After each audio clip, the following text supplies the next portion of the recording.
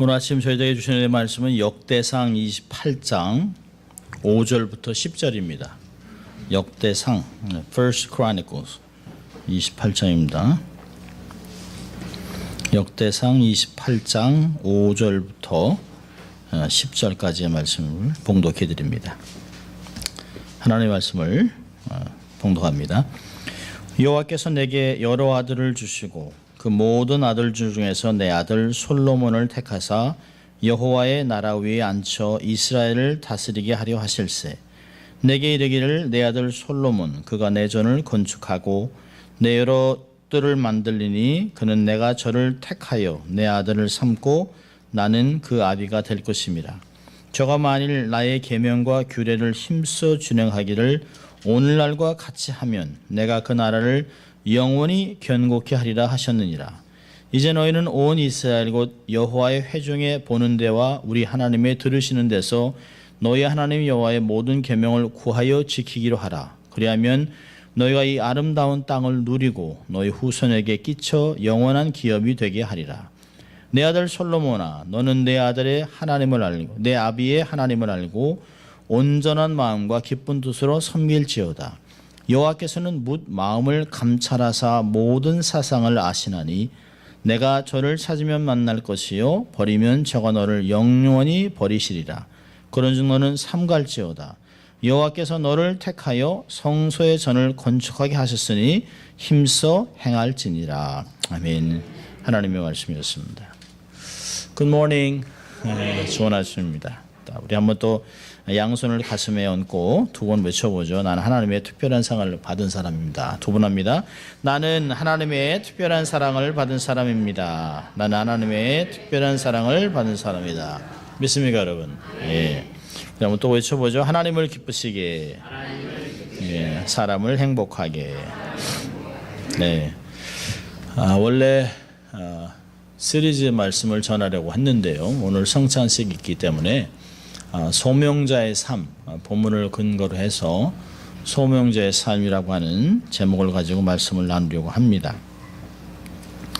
저는 한 목요일, 금요일 이틀 동안 하루에 거의 제가 섬기는 신학교에서 8시간에서 10시간씩 거의 한 20시간을 회의를 한 거죠. 이틀 동안.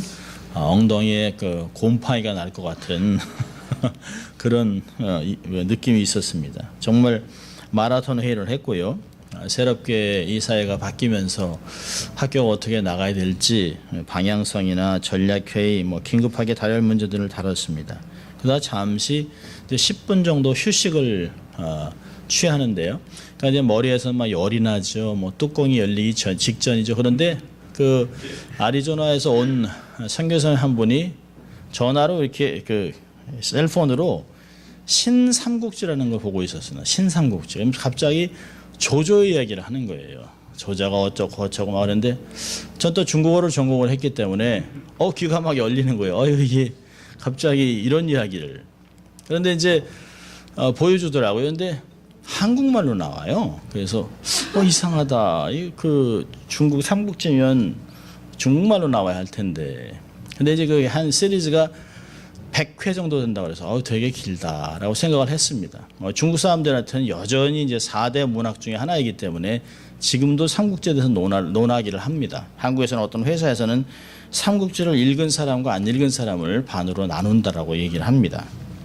이게 신삼국지라는 것이 있다고 그래서 그러냐고. 그래서 제가 이제 돌아와서 집에 와서 유튜브로 딱 쳐보니까 엄청나게 많이 나와요. 근데 한국말로 더빙이 되어 있기 때문에 저 같은 사람은 그냥 바로 턴오프가 됩니다. 중국어를 전공한 사람이니까 중국말을 좀 듣고 싶었는데 그냥 이게 안 됐어요. 그래서 너무 길고 해서 한국어로 더빙되어 있으니까 보지 말자. 저는 삼국지도 좋아하지만 아직도 장기판에서 싸우고 있는 초나라와 한나라 이야기를 초한제를 좋아합니다. 초한제. 그런데 그 중에 아주 재미있는 얘기가 있는데요. 고대 그 중국 그 전국 시대에 유방과 항우가 이제 싸우는 이야기입니다. 그러다가 유방의 부하 장수 중에 번쾌라고 하는 사람이 있습니다. 그래서 완전히 사방이 다 항우한테 막혀가지고 아주 이제 죽기 바로 일보 직전입니다. 그래서 일촉즉발인데 어떻게 하든지 연락을 취해서 요즘 같으면 뭐 이메일을 치든지 어떻게 하든지 뭘 해서 이렇게 지원군을 바랄 텐데요. 그럴 방법이 없어요. 그래서 번쾌가 어떻게 하냐면 자기 사병 중에 하나를 전령으로 세웁니다. 가서 유방에게 가서 그 지원군을 보내달라고 이야기를 하라. 근데 이제 잡히면 큰일 나잖아요. 그래서 이 그 전령이 어떻게 하냐면 전령이 뜨거운 숯을 자기 입에 집어넣습니다. 그래서 스스로 벙어리가 돼요. 벙어리가 돼서 미치광이 행동을 하면서 거기 적진을 들어갑니다. 근데 적진에서 금방 잡죠. 잡았는데 보니까 말도 못해요. 또 미치광이에요. 침을 질질 흘려요. 그러니까 에이 미친놈 하고 그냥 이렇게 보냈습니다. 그래서 유방한테 가서 그 지원군을 데려와서 번쾌를 살려냅니다. 그런 거 보면 아이 뭐 이게 지금 이 상태에서 가봐야 데려오면 늦을 수도 있는데 또 이렇게 하다가 다 죽은 다음에 어떻게 하나 그다 전령이 잡히면 어떻게 하나 저 사람이 저거 제대로 하겠나라고 하는 생각들을 하는데요. 우리가 볼 때는 아주 미비한 것 같고 아무것도 아닌 것 같은 그 일을 잘 감당을 하면 대사를 이룰 수 있는 일이 이른다는 것이에요. 제가 뭘 얘기하고 싶은 거냐면 모든 사람들에게는 하나씩 주어진 사명이 있습니다. 근데 사명은 절대로 비교하면 안 돼요. 사명은 내가 볼 때는 충분히 이해가 안 돼도 사명을 주신 분은 다 알고 있습니다. 내가 볼 때는 이거 있으나 그만 뭐 해도 그만 안 해도 그만이라고 생각하지만 이거 한다고 뭐가 되겠어요?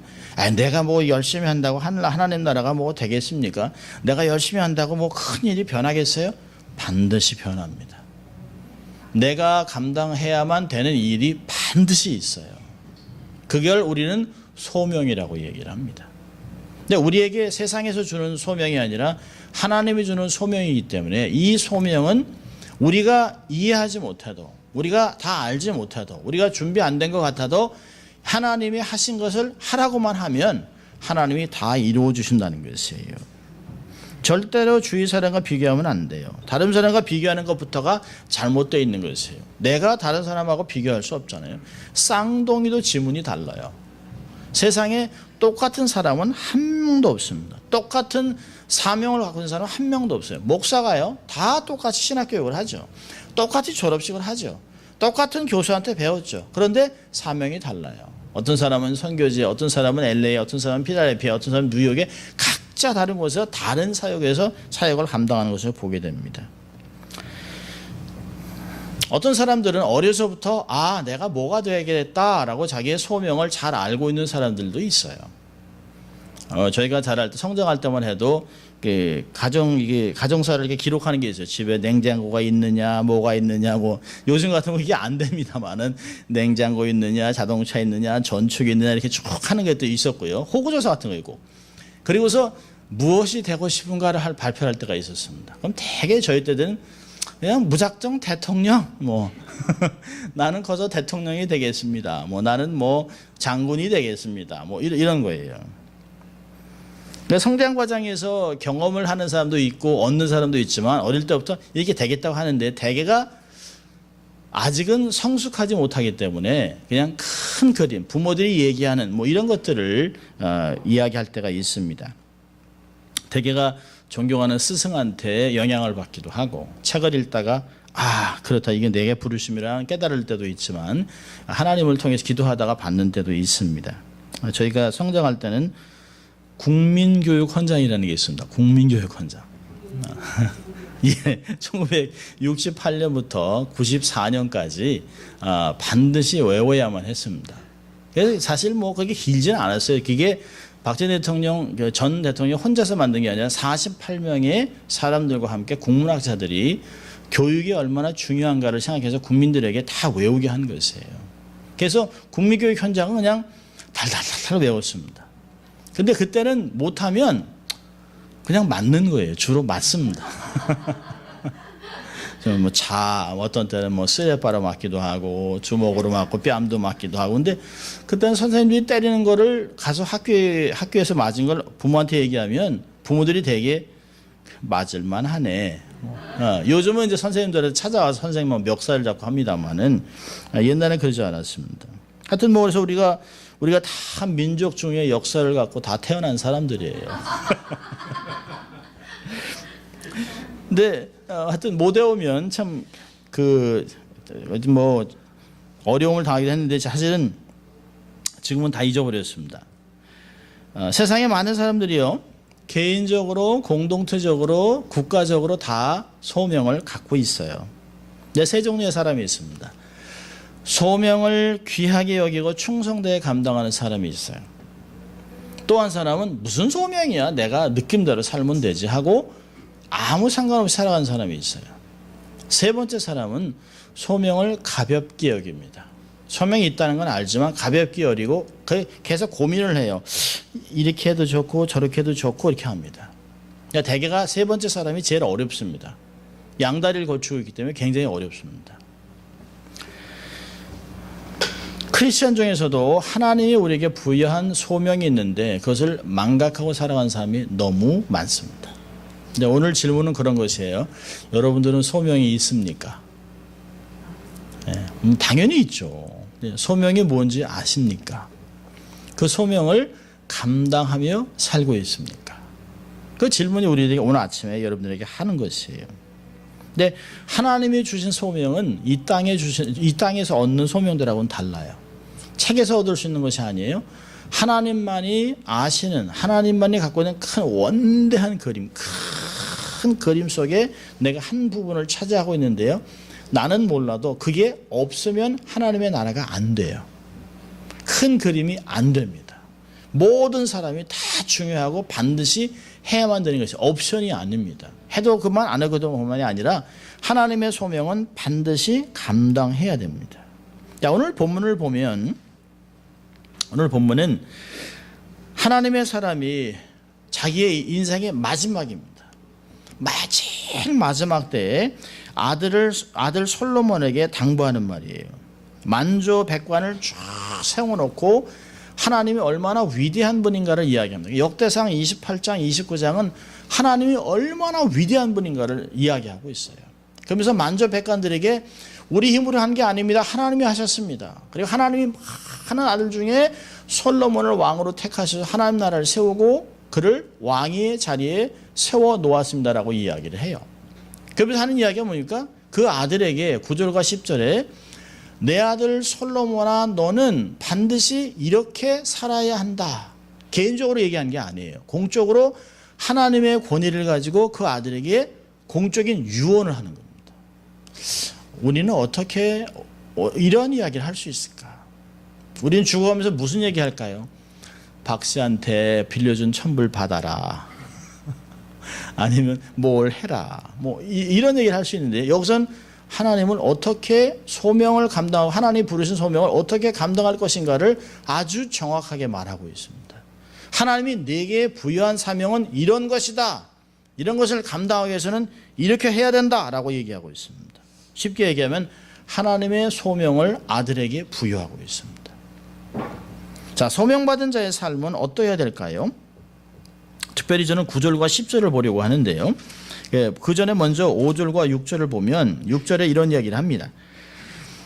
내게 이르기를 내 아들 솔로몬 그가 내 전을 건축하고 내 여러 뜰을 만드니 이는 내가 저를 택하여 내 아들을 삼고 나는 그 아비가 될 것이라. 그리고 말씀을 오늘같이 지키면, 이렇게 삶을 경건을 지키면 하나님의 일을 하실 것이라는 모든 백성에게 얘기를 합니다. 그리고 9절에 가서는 아들에게 딱 지명을 하고 얘기를 해요.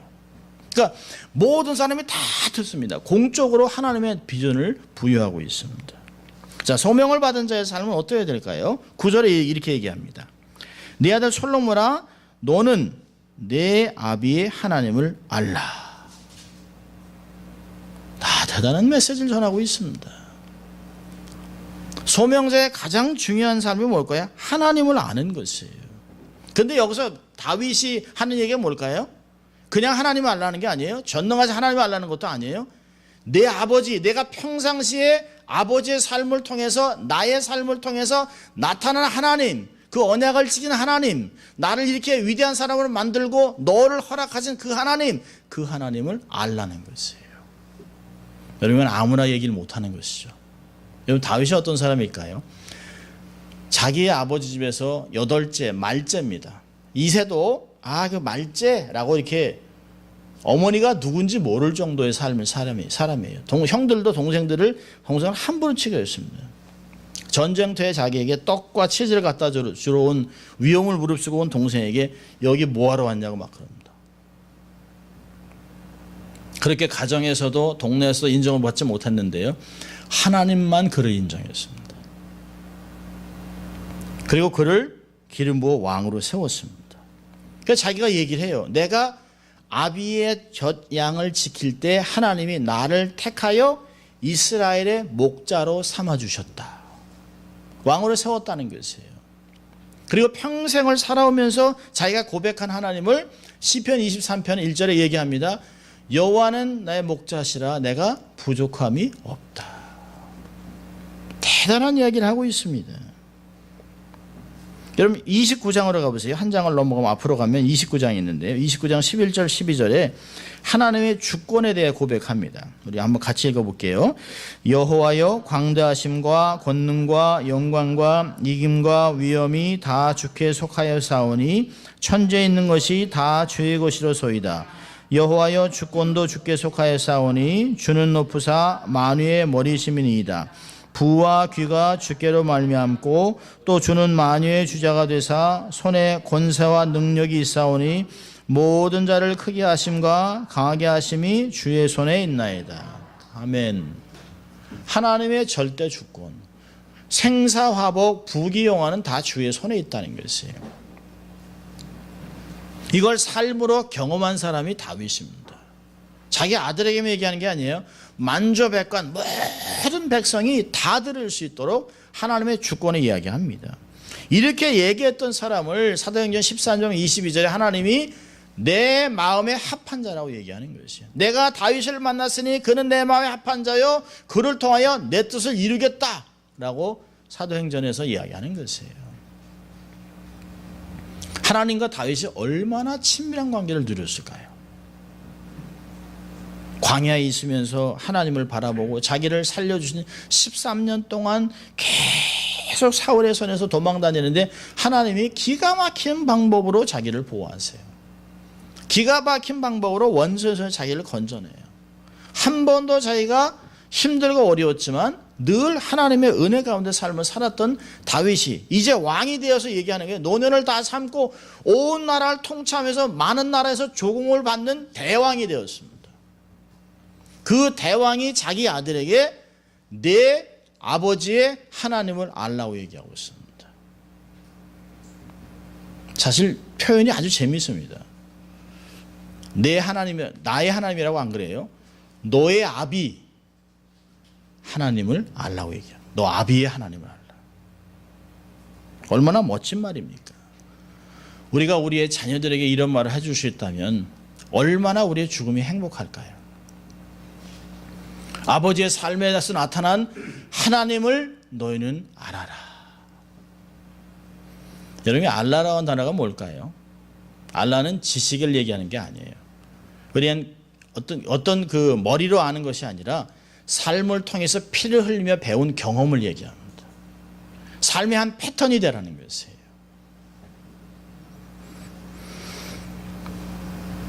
이걸 가장 자세하게 표현한 것이 에녹입니다. 하나님과 동행한 에녹. 하나님과 대화하고 하나님과 동행하면서 하나님의 의도를 파악하고 하나님이 원하는 대로 삶을 살았던 에녹. 여러분 다윗도 바울도 뭐라고 얘기하냐면 바울도 고린도서 11장 1절에 얘기합니다. 내가 그리스도를 본받는 자 된 것 같이 너희들은 나를 본받는 자가 되라. 참 목회자가 이렇게 얘기할 수 있다면 얼마나 행복할까요? 우리는 가끔 그러잖아요. 아휴, 날 닮으면 안 돼. 야, 아빠 닮지 말아라. 아빠 닮지 말아라. 엄마 닮지 말아라. 근데 우리는 거기서 이제는 나와야 합니다. 나와서 내가 하나님을 사랑하는 것 같이 하나님을 사랑해다오. 내가 그리스도를 닮아간 것 같이 너희도 그리스도를 닮은 자가 되라. 이 얼마나 좋은 리더의 고백인지 몰라요. 삶에서 구원의 하나님, 전능하신 하나님, 오래 참으신 하나님, 이런 하나님을 경험하라는 것이에요. 자, 오늘 본문으로 다시 돌아가면요, 이 두 가지 중요한 단어가 있어요. 첫째는 알고죠. 두 번째는 뭘까요? 섬길지어다. 어떤 마음으로요? 온전한 마음과 기쁜 뜻으로 섬겨라. 하나님을 아는 것으로 맞추면 안 돼요. 하나님은 반드시 우리가 섬겨야 할 대상입니다. 근데 다윗이 아주 중요한 얘기를 합니다. 마음이 없는, 자세가 없는 행위를 얘기하는 것이 아니에요. 마음 근원, 우리의 행동을 유발하는 마음 상태를 얘기합니다. 어떻게 하나님을 섬길까요? 첫째로는 온전한 마음으로, 마음이 갈리지 않은 상태에서 양다리를 걸치지 않는 그런 자세가 아닌, not half heart가 아닌, 마음이 없는 신앙 태도가 아닌, 이중적인 외식이 아닌, 여러분 사실 종교적인 전문가들, 바리새인들을 예수님이 뭐라 그랬습니까?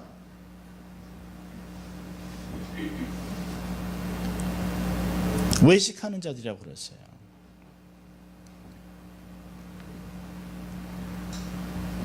전통을 따지는 것이 중요한 것이 아니에요. 오늘 우리 다윗을 통해서 우리에게 주시는 게 뭘까요? 하나님께 올인하라는 거예요. 올인. 세컨드 플랜이나 얼터너티브한 초이스를 만드는 것이 아니라, 하나님께 구하다가 안 되면 딴 걸 갈아타는 그런 게 아니라는 것이에요. 이게 아니면 안 되는, 하는 물만 파는 거예요. 신앙도 하나님께 올인을 해야 합니다. 그게 전심이에요. 갈라지지 않은 마음. 또 두 번째는 뭘까요? 온전한 마음과 기쁜 뜻으로, willing mind, 자원하는 마음으로. 하나님 우리의 생각과 근원까지 알고 있어요. 우리가 억지로 하는 건지, 조건을 달고 하는 건지, 보상심리로 하는 건지, 믿음 생활을 하는 건지, 무엇 때문에 봉사를 하는 것인지 하나님은 다 알고 있습니다. 우리는 몰라요. 근데 하나님은 아세요. 우리가 하나님을 어떻게 섬겨야 될까요? 정말 전심으로, 정말 기쁘고 자원하는 마음으로 주를 섬기라는 것이에요. 우리가 하나님께 너무 많이 드렸다 할 수 없어요. 우리는 가끔 너무 많이 드린 것 같아. 얼마나 웃겨요. 하나님도 나 너한테 너무 많이 준 것 같다. 야. 더러. 그거 얼마나 기가 막히겠어요. 우리를 구원하신 하나님께 어떻게 우리가 하나님께 더 많이 드릴 수 있겠습니까? 그렇지 않아요. 드려도 부족하니까 삶 전체를 드리는 거예요. 드려도 부족하니까 순교하는 거예요. 이게 다 자원하는 거예요. 정말 하나님께 드릴 생각하니까 하나님의 부르심에 순종하고 선교지로 가는 거예요. 억지로 하는 것이 아니에요. 우리 선교사들 보면 다 그 나라 사람들 같잖아요. 어떤 사람은 원주민 선교를 하는 사람들은 나중에 이게 원주민 같아요. 월남에서 오신 분은 월남 사람인지 한국 사람인지 구별하기가 어렵습니다. 자기가 좋아서 하는 게 좋아서. 여러분 야고보서 6장 1장에서도 두 마음을 품은 자는 하나님께 얻을 생각하지 말아라 그랬습니다. 정한 마음, 선한 소원이 있어야 됩니다. 기쁜 뜻으로 하나님을 섬기라고 얘기합니다. 그러면서 하나님이 다 안다는 것이에요. 그러면서 하나님 경고하죠. 하나님을 찾으면 만나고 하나님을 버리면 영원히 하나님이 너를 버린다. 교제가 완전히 단절되는 거죠. 그런 걸 얘기하고 있습니다. 자, 세 번째 소망자의 삶은 어떻게 될까요? 10절에 보니까 삼가라, 삼갈자라고 얘기합니다. 삼갈자는 여러 가지 의도로 해석될 수 있습니다만은 저는 한 가지를 보고 싶은데요. 마음에 두어라. 무엇을요? 말씀을 마음에 두어라. 말씀을 기억하라. 가이드라인을 기억하라는 거예요. 가이드라인. 하나님이 얘기하는 가이드라인을 기억하라는 것이에요. 기준, 스탠다드. 하나님이 요구하는 것이 무엇인지. 그럼 하나님의 진리는 모호하지 않습니다. 하나님의 진리는 항상 흑백이에요. 흑과 백으로 딱 갈라집니다. 하나님의 명령은 딱 두 가지예요. 하라, 하지 말라. 거기에서 시작하는 거죠. 하나님의 명령이 그리 어려운 게 아니에요. 하나님의 말씀이 가까이 있다고 얘기합니다. 하라, 하지 말라 두 가로 쫙 갈라져요. 여러분 직장이나 가정이나 다 교회나 다 룰이 있잖아요. 나름대로. 룰을 기억하는 거예요. 65마일인데 내가 70마일로 달리고 있으면 어떻게 해야 돼요? 빨리 도망가야 돼요? 아니요. 스피드를 낮춰야죠. 늘 기억하는 거예요. 동네에서는 35마일 뭐 이렇게 하는 거예요. 가끔 이렇게 경찰차가 나타나는 건 왜 그럴까요? 우리로 하여금 안전하기 위해서 경찰차가 있는 거예요. 여러분 왜 스탑 사인이 있을까요? 스탑 사인은 가장 위험한 곳에 있습니다. 그래서 스탑을 하라는 거예요. 다 이유가 있습니다. 우리가 볼 땐 뭔 동네에 이렇게 스탑 사인이 왜 이렇게 많아가지고 안 그래요. 무시하면 큰 사고가 납니다. 그러니까 늘 뭘까요? 기억하라는 거예요. 여기서 삼가라는 뭐예요? 보고 기억하라는 거예요. 하나님의 계심을 기억하고 살라는 것이에요. 의식하고 살라는 것이에요. 예수님이라면 하나님이라면 다윗이었다면 이런 상황에서 어떻게 결정을 했을까? 나는 이러면 안 되겠지? 라고 하는 것들을 생각하고 살라는 것이에요. 제가 늘 말씀드리죠. 생각하며 사는 기독교인이 되어야 합니다. 생각 없이 살면 안 돼요. 너무 바쁘면 안 돼요. 생각하고 삶을 돌아보고 내가 하나님 없이 살아왔구나. 내가 기도도 안 하고 성경도 안 보고 삶을 살았구나. 이러니까 삶에서 이런 게 터지지. 조심해야지. 라고 자기 삶을 돌아보라는 것이에요. 네 번째로는 10절에 보니까 여기는 한국말로는 안 나왔습니다만은 담대해서 행하라입니다. 힘써 행하라가 두 가지예요. 하나는 담대하라. Be strong. 여러분 하나님께서 사역을 주실 때마다 하나님이 약속하신 거예요. 강하고 담대하라. 내가 너와 함께함이니라. 하나님이 함께하시니 강한 용사여. 항상 하나님이 그렇게 얘기하셨어요. 하나님이 두 가지 명령을 주셨는데요. 염려하지 말아라. 모든 염려는 다 죽게. 그거 지난주에 들은 거죠. 모든 염려는 다 죽게. 왜요? 염려해서 되는 일이 하나도 없어요. 염려는 다 세상에서 오는 거예요. 하나님께 맡기라는 거예요. 그게 소극적인 것이라면 적극적인 건 뭐죠? 강하고 담대해지는 것이에요. 이게 동전의 양면 같은 겁니다. 내가 강하고 담대할 때는 염려가 줄어요. 근데 우리가 소극적으로 변할 때는 강하고 담대하기 어렵고요. 염려로 가득 차게 됩니다. 여러분 강하고 담대하라는 게 뭐예요? 내가 책임진다 이거 하나님이. 여호수아에게 강하고 담대하라. 내가 너와 함께한다. 두려워하지 말아라. 모세와 함께한 것 같이 내가 너와 함께하겠다. 너는 단지 말씀을 읽고 묵상하면 형통케 되겠다. 내 길을 평탄케 하겠다. 너를 대적할 리가 없다라고 하나님 말씀을 그대로 삶을 살았어요. 두려움은 하나님께 맡기고 당당히 가세요. 아이들이 어릴 때 지난 며칠 동안 이렇게 집을 이렇게 막 정리하고 버릴 걸 버리고 막 이렇게 하면서 옛날 사진들 보는데요.